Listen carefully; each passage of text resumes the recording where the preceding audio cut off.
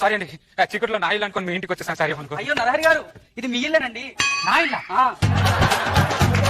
మరి మీరేంటి ఇక్కడ? మా ఆయన కంపెనీ పని మీద బెంగళూరు వెళ్ళాడండి. 2 రోజులు రాడు. నాకు రాత్రిపూట మా ఇంట్లో పడుకోవాలంటే భయం వేస్తుంది. అందుకే అక్క దగ్గర పడుకుంటాకు వచ్చాను. Okay okay okay. ఆ బ్యాగ్ ఇక్కడ ఇవ్వండి. ఏమన్నారు? ఆ బ్యాగ్ ఇక్కడ ఇవ్వండి.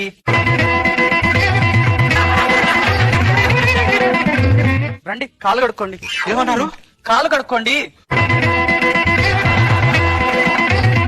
మొగుడు వచ్చాడా చచ్చాడా అనేది లేదు దీనికి. దున్నపోతులా తినడం, మధ్యలో సంటర్లో పడుకోవడం.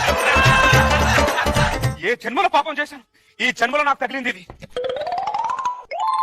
ఇదిగోండి, తుడుచుకొని రండి, భోజనం పెడతాను. ఏమండి, రండి, భోజనం పెడతాను. లేదండి, బయట తినేసి వచ్చాను నేను. బయట తినడం ఏంటండి? ఇలాగే పెళ్ళాముంటే బయట తినక ఎక్కడ తింటారండి? అర్ధరాత్రి 12 గంటల వరకు ఫాస్ట్ ఫుడ్ సెంటర్లు ఎందుకుంటే తెలుసా? మా అలాంటి మొగుళ్ళ కోసం. భార్య చేతిలో ఇలాంటి అలాంటి బాధితులు చాలా మంది ఫ్రైడ్ రైస్ లో బయట తింటున్నారు, మీకు అంశం తెలియదు.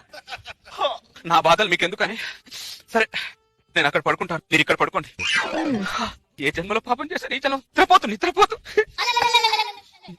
ఏంటండి ఇది? అర్ధరాత్రి మీకు దాహం వేస్తే వాటర్ తాగుతారని.